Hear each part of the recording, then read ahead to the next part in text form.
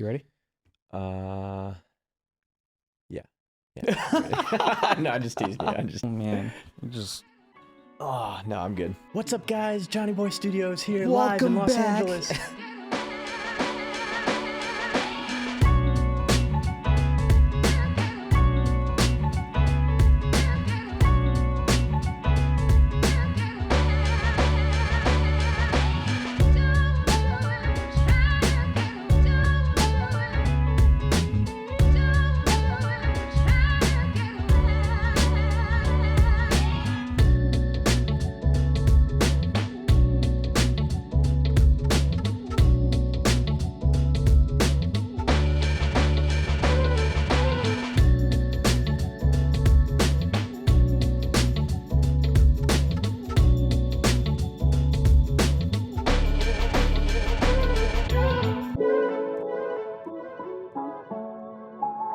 Hey, welcome back. Thanks for pressing play on this episode. I am so excited because today I have a very special guest in studio in JohnnyBoy Studios. You can't see that one over here, JohnnyBoy Studios. And today I have none other than the one, the only, the incomparable, the myth, the man, the legend. I don't know. There's like 19 other things I could come up with probably, but I have Mr. Nick Topel in studios. What's up, Nick? Not much, man. Thanks for having me. Good to be back here in LA. I am so glad you are here. I'm so glad. So you and I met, actually, we were just talking about this yesterday. We met at the LA Fit Expo. That's right. What was that, 3 years ago? I think so. Yeah, because it was pre-pandemic. So it's probably, no, it was 2020 because that was the year that Kobe died. Yeah? Yeah. And that was that weekend. Yes. I remember leaving the Fit Expo. Yeah. That was kind of crazy. Yeah. So Kobe passed on, like the news broke on my way up to the expo. And later that day I met you. So kind of a crazy, weird day all around. Yeah. Strange day in LA for sure. Yes. But glad we got to meet. Yeah. We met. And then later. I was at the BSN booth, right? Yes. Fit Expo? Yep. Yeah. Picture here. So later after that, it was a full year later because it was October of 2021. You posted a picture on Instagram in Runyon Canyon. And you didn't know this, but I was in my house and I kind of semi-flipped out. Oh, yeah? And I'm like, wait a minute. I know that spot. I've been there before. Holy crap, that's Runyon. And that means Nick is in LA right now. And I think I kind of hounded you at that point. Yeah. Where I was like, hey, you're here. Let's shoot. Hey, you're here. Let's shoot. Hey, let's shoot. And then we did eventually. Yeah. No, that was the right strategy. I get sometimes I get lost in my DMs. I get lots of messages and I could imagine texts and emails, and so yeah, I think it was I do remember that I was in Running Canyon's like one of my favorite pastimes here in LA. It's a good spot. It's a good thing to do. Stay in shape. Go meet some celebrities out there. Yeah. Every time I'm there, I recognize somebody walking by. Yeah. Last time I was there, I ran into Serena Williams. Oh, wow. On the path. So she was like by herself, just jogging. So okay. She wasn't yelling at any refs? No. I support you, Serena. Don't send me any hate mail. All right. Well, really cool. I love Runyon. It's a great spot. I always recommend anybody who's here for the first time, they go and check it out. But yeah, that's good to know that you like it as well. Yeah. Yeah. So my strategy worked. Told people I was in LA. You hit me up. Glad we got together. We did a shoot and it was a ton of fun. I enjoyed it. And then since then we've been connected on Instagram. Mm-hmm. And then I had this project I'm working on now. Asked you to come out and be a part. Here you are. And then I said, hey, let's sit down and actually have an interview, have a little conversation, and boom.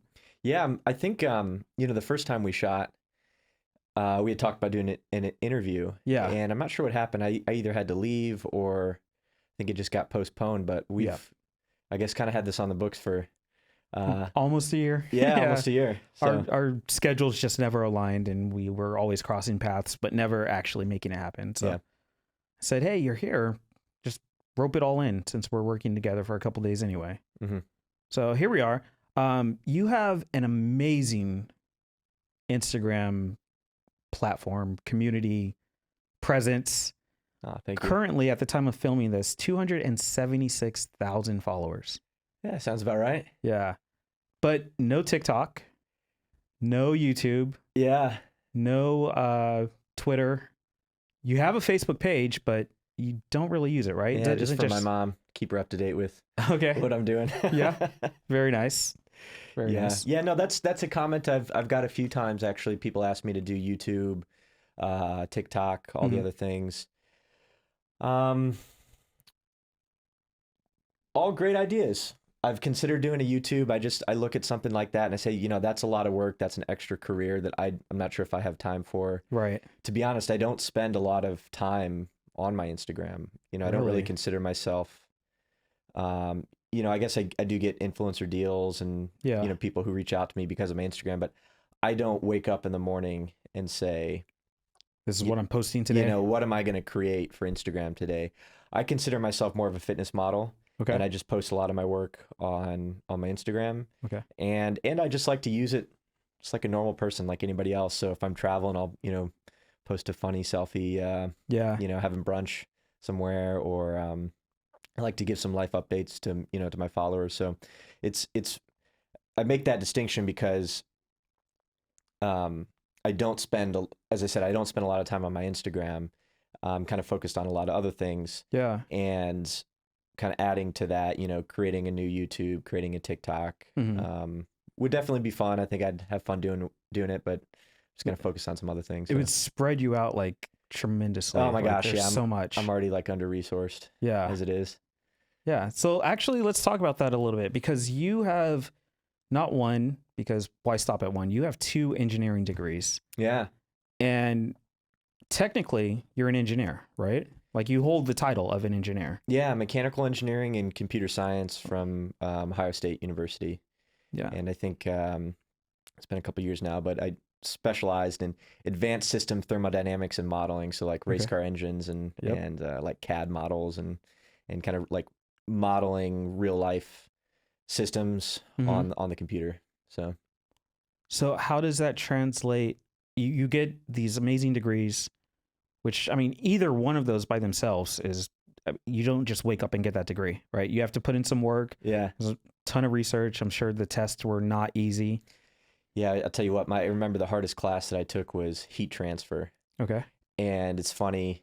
Was that the whole title, just heat transfer? Yeah, it was just called heat transfer. But when you look at like the course prerequisites, it was like calculus 1, calculus 2, calculus 3, linear algebra, differential equations, statics, strength and materials, dynamics 1, dynamics 2, vibrations control, automate. Basically, the entire mechanical engineering curriculum was the prerequisite for heat transfer. So you talk about like hard classes. Yeah, heat transfer is the hardest class that I took, and I think I remember. I think it was the only class that I got a B in. No, wow. No. Excuse me. Don't let me overstate my accomplishments. It's the only class I got a C in. Okay. I got A's and A minuses and everything else, and then I got a C my final year in heat transfer. It's the hardest thing I've ever taken. Wow. So. Okay, that's impressive. I didn't know that. Yeah, it's very difficult. It's like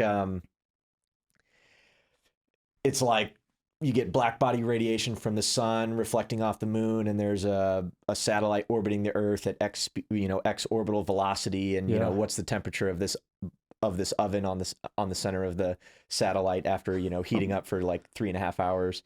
It's like I don't know. Oh my gosh. What's really difficult about heat transfer is you can't really see any of it. It's all like like energy beams and radiation and things. So.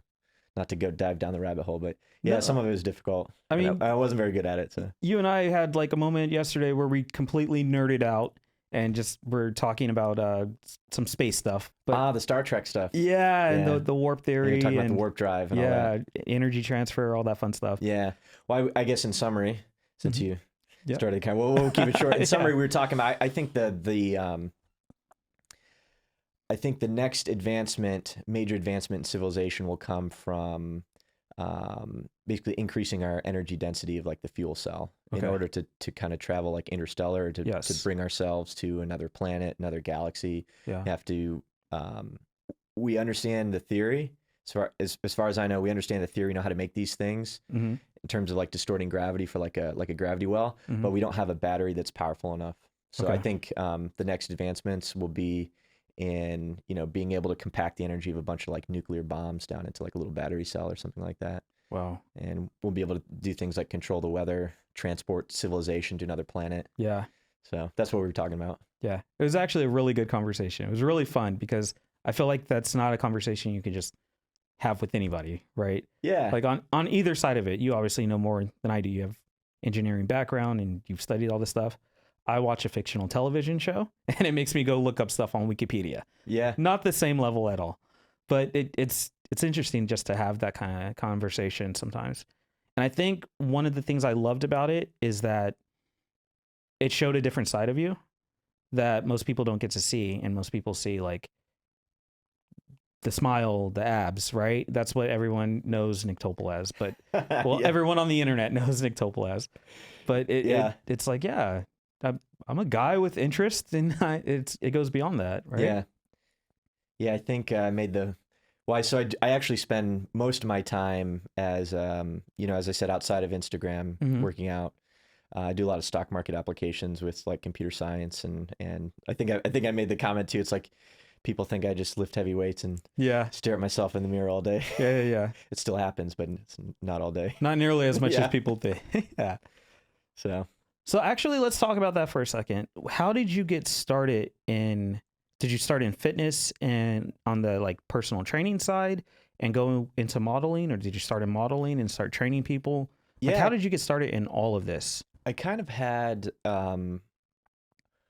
really interesting journey, very unique, and it kind of just all happened, serendipitously, one step at a time. Okay. So, I started off, I've been an athlete my whole life. Yeah. I was a swimmer in high school, got recruited to swim in college, and decided that, actually in high school, first team All-American, captain of the swim team, Oh, I wow. was getting recruited to swim, at the next level.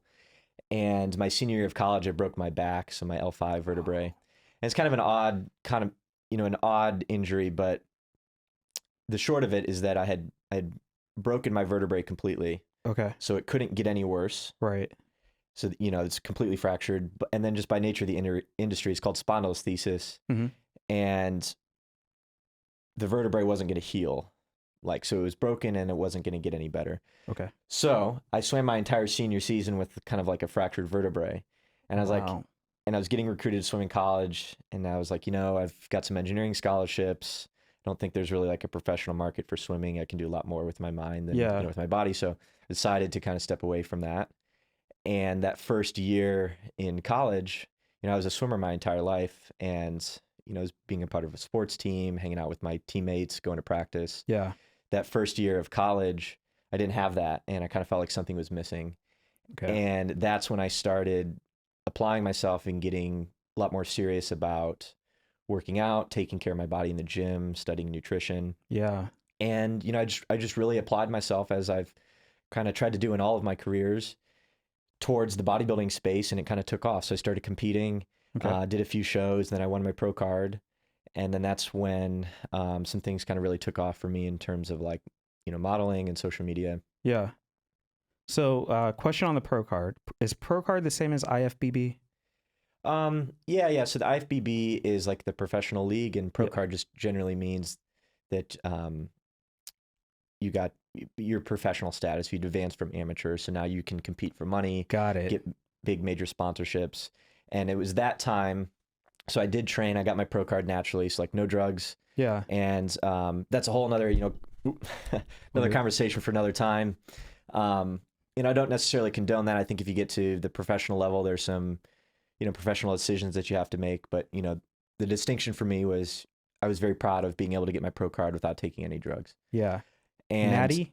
Yeah, I guess they Yeah. call that, Yeah. Yeah, natty aesthetics. Okay. And so I went down, I remember, well, there's a few things, kind of how I got started with the bodybuilding and the modeling, but I ended up signing, after I got my pro card, I signed with the BSN team. Yeah. So like Optimum Nutrition, BSN, Isopure, it's all the same company. Yeah. And that's when I met you, is they brought me Yes. out to the LA Fit Expo, and I was, at the booth. That's when we got to say hello, shake hands in person. So, Yeah. It was really cool. yeah. So that was like a cool accomplishment in my wellness career, something that anybody who starts, lifting and getting serious about bodybuilding, they always have aspirations to get their pro card. Okay. And I think I just put a different spin on it. I think, I mean, what I'm saying is after I got my pro card, I was like, well, that's great. What else are we doing now? I wasn't super focused on competing on the pro level. And I think that's a decision everybody has to make. I just kind of looked at it and said, there's not a lot of money in this. Right. I think, unless you're going to get super lucky and just have a completely knockout brand, I think the really smart guys are the ones who take the product of the sport of bodybuilding, which is the body that you've built, and, all the training and nutrition knowledge that you've accumulated. They take the product of the sport and then go do something else with it to make their own brands. Okay. And so that's kind of what I did with fitness modeling. So I'm trying to think how the story, I was competing at the national championships in Miami. This is actually one show before I won my pro card, but it kind of happened all at the same time.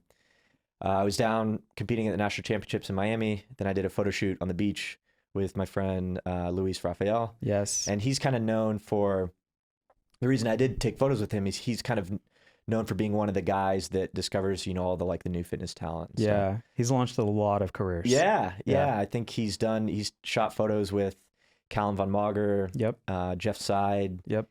A few other guys. But those are kind of the two of the guys that I was aspiring. I really liked kind of Jeff Seid's aesthetic at the time. Yeah. And so I took photos with Luis, and he put my photos on his Instagram and kind of put me on the map. And then there's a lot of that career just kind of spiraled and kind of snowballed from there. So would you say it was Luis that launched you? Oh, I don't know if I can put an official name on that. I had a lot of help from some really good friends getting started. But he was my first official like professional like dude taking photos of you for money and like all this stuff. So okay, good. All right, because that was one of my questions that I had. So let me ask you then, when you first started, did you start with modeling or did you start with personal training? Other people? Like when you were getting your pro card, were you also training other people for money? Yeah, I was training a few people in person when I lived back in Ohio, in Findlay, Ohio. But it wasn't like a main focus of my career. Okay. I was just doing it because it was a good way to give back. Yeah. And, there's a lot of high school kids walking around in my gym, kind of lost with, the weights and the nutrition. And I kind of felt obligated to help some people out. And it's, I enjoyed it. Yeah. But it wasn't my career. And, at the time of me getting my pro card, I was working as a full-time engineer. So as a, project engineer in the petroleum industry. Okay. And that's kind of how it transpired. I guess that's a critical component. Just slightly. The story I forgot to put in. So I was, working as a project engineer in the petroleum industry for a couple of years, and at the same time I was training for my pro card, and I was getting, after I won my pro card, people would be like, I'd get a call, hey, can you be out in LA for, we're doing this TV show. We'd love for you to be on it. It's going to shoot for 4 weeks. Or be like, hey, can you be in New York tomorrow? We're going to, we have this project, 3 days, 3-day shoot. Yeah. And I was like, guys, no, I can't, because I only have 2 weeks of vacation for the entire year. Right. And I had commitments for BSN. They're flying you out to LA Fit Expo. Yeah. Arnold Classic, things like that. So I already knew I was committed in that way. So realistically, I only had a few different, I only had a few days out of the year where I could really commit myself to, taking time off. And it just got to a point where, after I won my pro card, I did start coaching people. I won my pro card, started modeling, social media was taking off. I was, kind of growing my audience, more people reaching out for training. To me, it felt like a very, natural and like organic service to offer. Yes. Kind of just tell people about my journey and help them kind of figure out all the things that, speed up their learning curve, so to speak. So I did start coaching, doing online stuff, and that was growing. So was the modeling, right? Growing. Yeah. As I'm still working this desk job as an engineer. And as I said, I'm getting calls to, hey, can you be out in LA for this? Can you be in New York for this? And it just got to a point where I was making just as much money as I was on the side, working 5 to 6 hours a week on this online coaching business, my modeling, as I was as a, full-time petroleum engineer. Yeah. And I was like, it got to a point where I just had to make a decision if I was okay with this being just kind of a fun hobby. Yeah. and doing it when I can, and always kind of wondering what if, what if I kind of went full port into it. Yep. Or stepping away from the desk job and trying to, figure out this entrepreneurial lifestyle and kind of gambling on myself. Yeah. And so that's what I did. Take a chance. Yeah, that's what I did. And I think, in many ways, to be honest with you, in many ways, I actually do a lot more engineering now for myself. Okay. Than I did when, I was working the desk job. Okay, wait, we're going to get to that. But first I want to ask, at that point, when you made that decision to step away and kind of go on this entrepreneurial journey, first I want to point out, it wasn't a big leap at that point because you had already proven it. So was this like 2 years in, year and a half? How long would you say it was between that Louis where I was kind of doing both of them at the same time? Yeah. About a year. Okay. Yeah. I was working the desk job, modeling, and doing the coaching for about a year before. Okay. And really trying to balance it. And it was like, I would get home, I'd go to the gym for an hour and a half. Yeah. I'd work on my clients, and then I'd have maybe 15 minutes to myself before I go to bed, and then wake up the next day and like do it all again. Yeah. And I remember I was taking, all my coworkers, they would, they'd go out for lunch or whatever in the middle of the day. Second, it was my lunch break. Boom, pop open the computer. I started working on like my clients and working on all of my other stuff. So it just got to a point where I was, it was kind of held back by my ability to kind of grow. Right. Just by the sheer amount of, just by the fact that I was, my time was limited during the day. Yeah. One of the guys I follow, he says, you can't climb 2 ladders at the same time. Yeah. And that's exactly what I was doing. Yeah. So at one point you had to take your foot off of one of those ladders just to go up the other one. Yeah. And you chose the entrepreneurial path. Yeah. Yeah. And it was a little scary at first. Oh, absolutely. Of course, I went to school as an engineer, spent a lot of money on that. Yeah. It's a professional degree right out of college. A lot of people would love to, have the job that I had, what's that? 2 degrees. Yeah. And I was very blessed. I was in a really, I had an amazing job, graduated with no debt. I was able to pay everything off. Oh, wow. And so I was in a very good position. And so that was, I guess, an extra detail. It's like, man, do I really want to give this up? I had great, 6 or 7% 401k matching, health benefits. I had like a sick bonus every year. Yeah. But I was, 9 to 5. Mm-hmm. And by 9 to 5, I really mean like 7:30 to 6. Yep. I was working for somebody else. And you that's only cool. had that 2 weeks of official and 2 vacation. weeks of vacation. You had to work there for 5 years to get, an extra week of vacation. Yep. And I'm watching all my, well, not all my friends, but, I had some other people who were doing what I was doing and traveling the world, doing cool things, hanging out with, cool people and getting paid to do it. So it was a little scary for me. What year was this? This was 2017, 2019? 2019. Yeah, okay. 2019 or... Yeah, so Instagram would have been established. It wouldn't have had the huge algorithm restrictions that it has today. Oh my gosh. I could talk to you about that for an hour. Yeah. too. But Facebook was still there, but it wasn't like as, I don't know what the word is. Like Instagram has replaced Facebook. So I would say Absolutely. That 2017 to early 2020 pre-pandemic, that's when Instagram really started like just taking over the market. Yeah. Prior to TikTok. Yeah. And I remember I had 49,000 followers on Instagram when I quit my job. Really? To go do my own thing. Yeah. Okay. So big gamble. I mean, it's, you say, I'm highly educated, or at least in the sense from, professional engineering standpoint, and I have a great job, no debt, awesome benefits. Like, why would you give this up? Yeah. And it was a tough sell to my parents, I'm from Midwest Ohio. I'm close with my family. Yeah. And so trying to convince them, and they come from a different generation where you work from, you go to school, you get a degree, you work for 30 years at the same company, then you retire. Yeah. So you get the gold watch. Yeah, exactly. So, and as an engineer, I'm a very, risk averse person, right? Consider all of your options. Right. And I did see a lot of risk in doing that. Okay. And I got to a point, I think I had like maybe $40,000 in my bank account at the time. So I had like a cushion that I could live off of if I needed to. If, things went south, I'd be able to take care of myself for a couple months. Because you could always go find another engineering job. Yeah, that's kind of what I told myself. And I had some good contacts. I'm always willing to, looking back at that situation, I think there was a lot less risk involved than I thought I was getting into. Yeah. And that kind of reinforced my my belief that I'm always willing to bet on myself Yeah. in any situation. It's more of a calculated risk than it is just jumping out of a plane and hoping you find a parachute on the way down. Yeah. Okay. So I told myself I wanted to have a certain number of clients, making a certain amount from them per month. Okay. And I think at the time I was like, I think I was making $8,000 a month. Okay.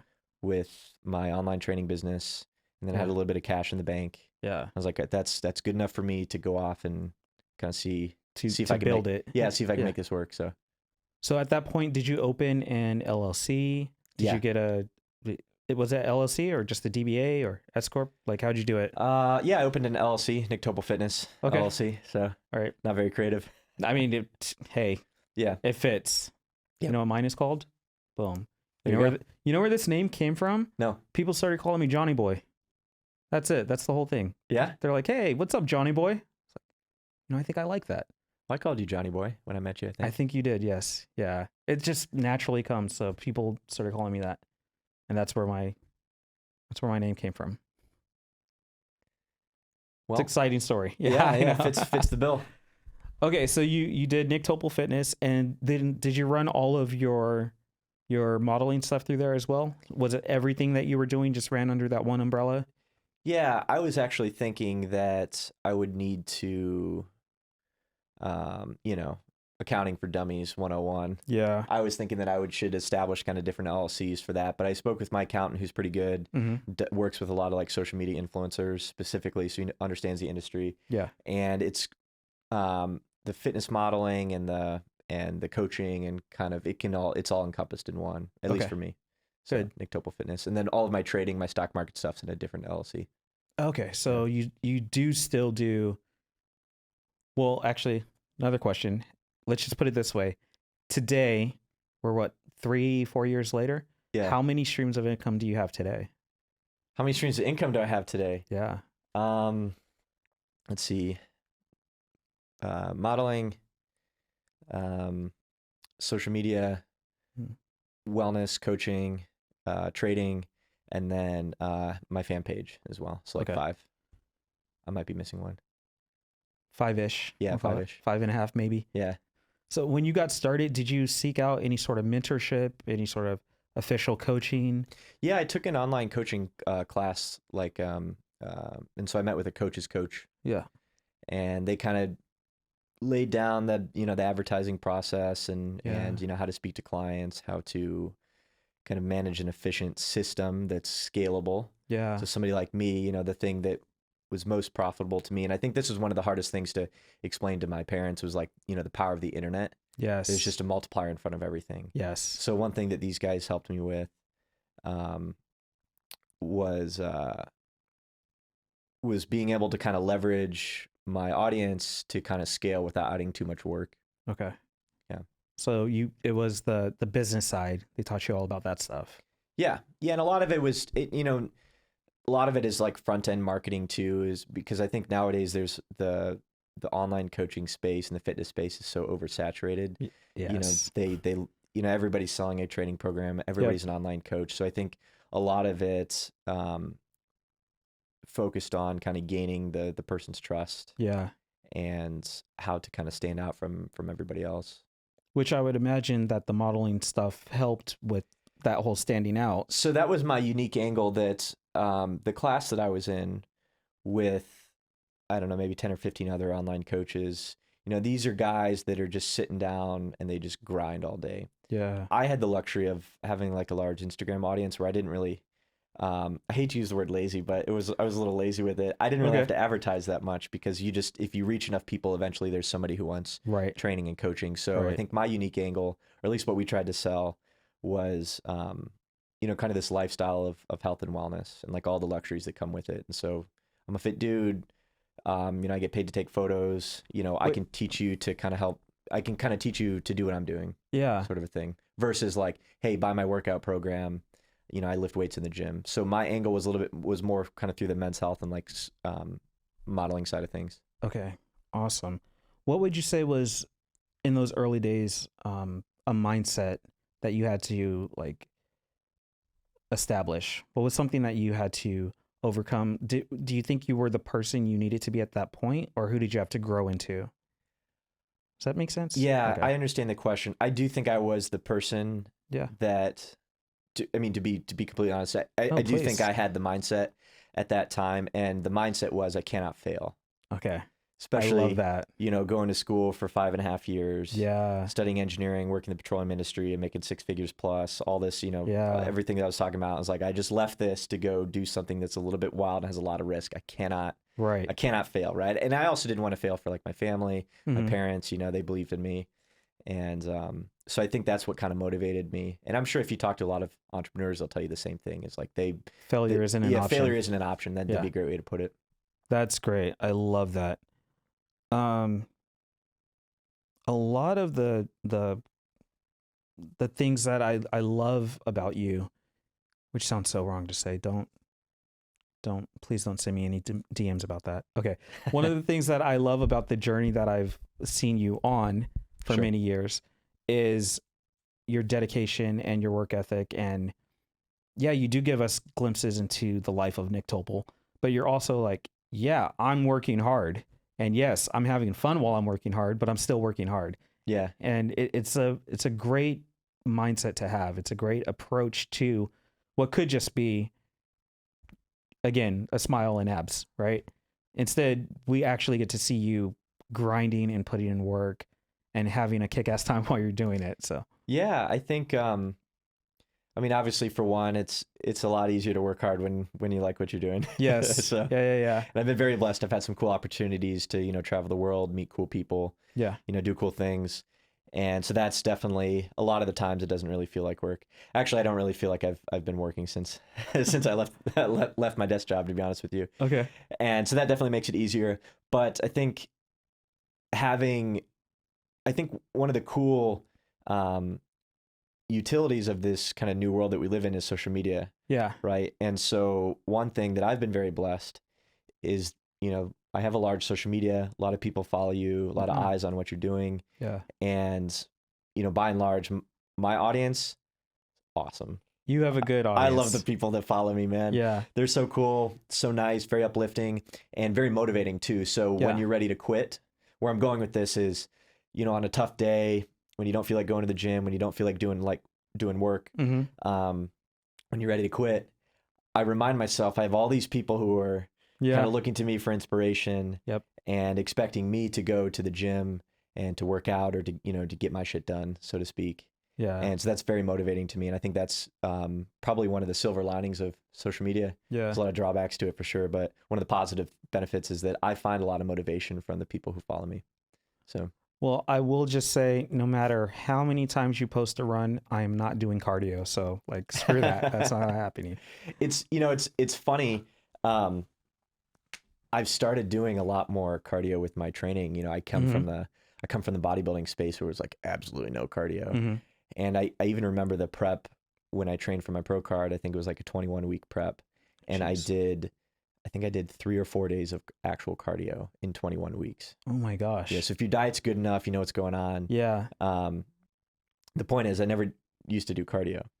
And then when I got my pro card and I kind of transitioned into doing some more modeling, unless even if you're doing the men's physique, which is what I was doing, which is kind of like the slimmer, more aesthetic, with the swimsuit on the beach kind of a thing. If you're not in perfect shape, you look right. Yeah. You kind of look fat or like bulky or like, almost like a Hulk. So I have been focusing on, I really had to, it took a lot of, I guess, mental reprogramming coming from the bodybuilding space. Lift as hard as you can, eat a lot, get as big as you can. I had to reprogram myself to actually start losing some muscle mass, slimming down up top, being a little bit more athletic